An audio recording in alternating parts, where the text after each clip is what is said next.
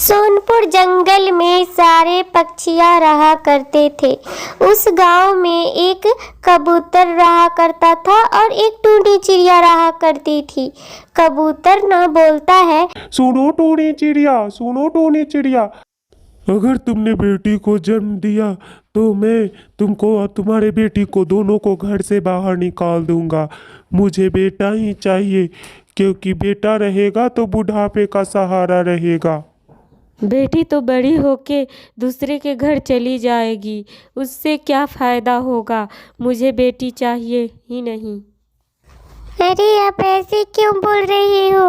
अभी तो अंडे से बच्चे बाहर भी नहीं आए हैं। आने तो दो कि बेटा आते हैं या बेटी। मुझे ये सब कुछ नहीं पता, मैं पहले ही बता रहा हूँ, मुझे बेटी नहीं चाहिए। बेटा हुआ तो तुम इस घर में रह पाओगी, नहीं तो तुमको नहीं रखूंगा मैं। टुन्नी चिड़िया की सारी दोस्तों ने मिलकर बैठकर बातें करती हैं और बोलती हैं, सुनो ना सहेली, मैं क्या करूं? मेरे पति बोल रहे हैं कि बेटी हुआ तो तुमको घर से बाहर निकाल दूंगा। मैं क्या करूं?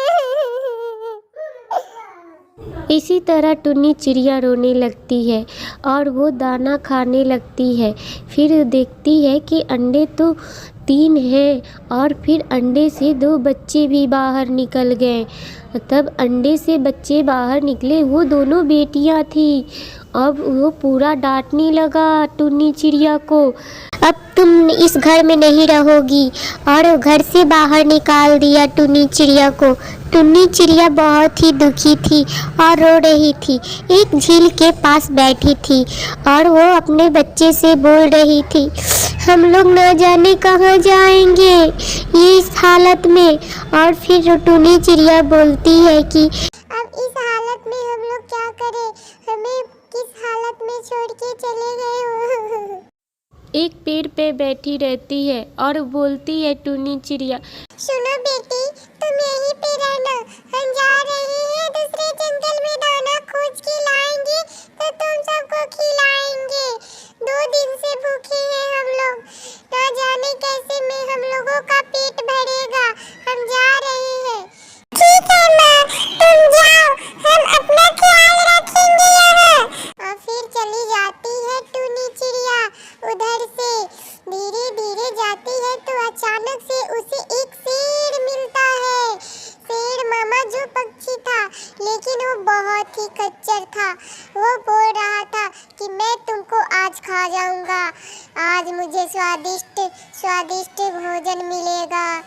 तो रोने लगती है टुन्नी चिड़िया और बोलती है, सुनो ना बाघ मामा, सुनो ना बाघ मामा, मेरे बच्चे 2 दिन से भूखे हैं, मैं उन्हें खाना दे के आ जाऊंगी, फिर मुझे खा लेना।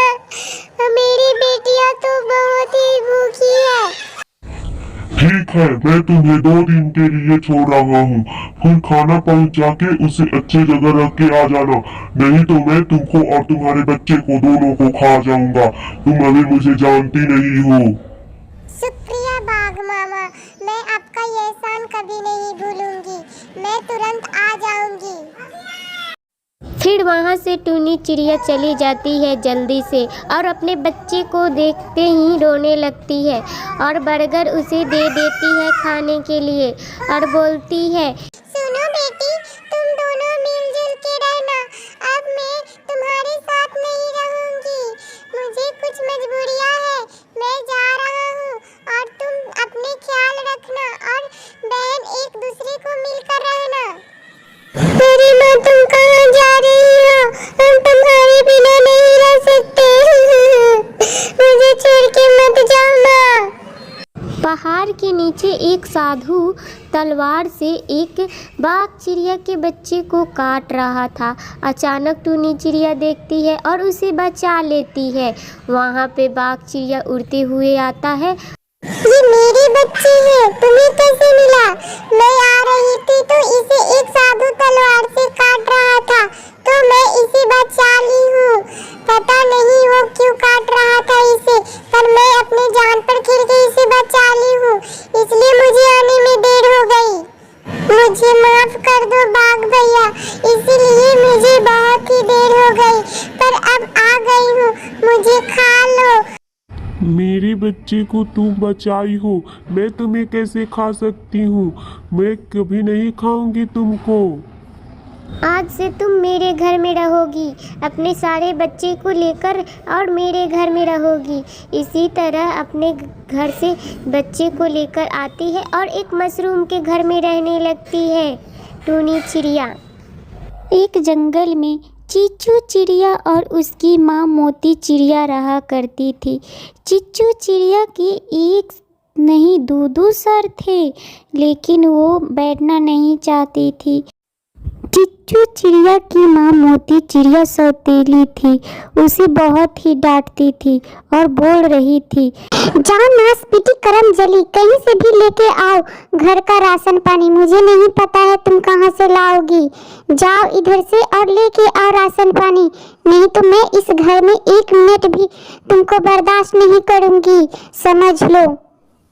पापी लड़की, जाओ जल्दी कहीं से भी लेके आओ घर का राशन पानी, नहीं तो तुम्हें धक्के मार के घर से बाहर निकाल देंगे। फिर चीचू चिड़िया को बाहर निकालकर मोती चिड़िया घर के दरवाजे बंद कर लेती है। अब चीचू चिड़िया रोने लगी। मैं कहाँ जाऊँ इस हालत में? माँ मुझे रख लो, मैं एक कोने में पड़ी रहूंगी। माँ। फिर उधर से जंगल की तरफ जाने लगती है। जाते जाते देखती है कि अरे एक सपेरा सांप को बीन से उसे कैद में कर रहा था। थोड़ी देर वहां खड़े होकर देखने लगती है, फिर देखती है कि सांप तो अब पकड़ा जाएगा, तो इस कारण वो सांप को बचा लेती है। तो नागिन बोलती है, सुनो बेटी, तुमने आज मेरा मदद करके बहुत ही कृपा की हो मुझ पे, मैं तुम्हें मदद करना चाहती हूँ। जो कुछ तुमको मांगना है मुझसे मांग लो, जो तुम्हें चाहिए। मुझे तो मेरी माँ ने घर से बाहर निकाल दिया है और भी बोल रही है कि घर के लिए खर्चे के लिए पैसे और कुछ राशन पानी लाओ, तभी मैं रखूंगी तुमको घर में, नहीं तो तुमको कभी घर में नहीं रहने दूंगी। सुनो बेटी, तुम इस तरफ से पश्चिम की ओर जाओगी तो तुम्हें एक बरगद का पेड़ और उस पे बहुत सारे खाने लगे होते हैं, उसे तुम खा भी सकती हो, अपने घर भी ले जा सकती हो। वो कभी खत्म नहीं होगा, उसमें तरह तरह के पकवान रहते हैं, तुम चाहो तो उसे बेचकर पैसे भी कमा सकती हो, तुम्हारी सारी दुख तकलीफ दूर हो जाएंगी। वहाँ से चीचू चिड़िया आगे बढ़ती है और बढ़ती जाती है। अचानक से देखती है कि अरे ये तो सच में खाने के और पीछे सब फल लगे हुए हैं और मैं इसे ले जा रही हूँ अपने घर और मैं इससे बेचकर पैसे भी कमा सकती हूँ। और कुछ ले लेती है पिज़्ज़ा, बर्गर और बहुत से खाने के सामान और वापस अपने घर लौट आती है। तो उसकी माँ देखती है तो बोलती है, ये कहाँ से लाई हो तुम? तो पूरी कहानी बताती है चीचू चिड़िया और वो सब खुशी खुशी रहने लगते हैं।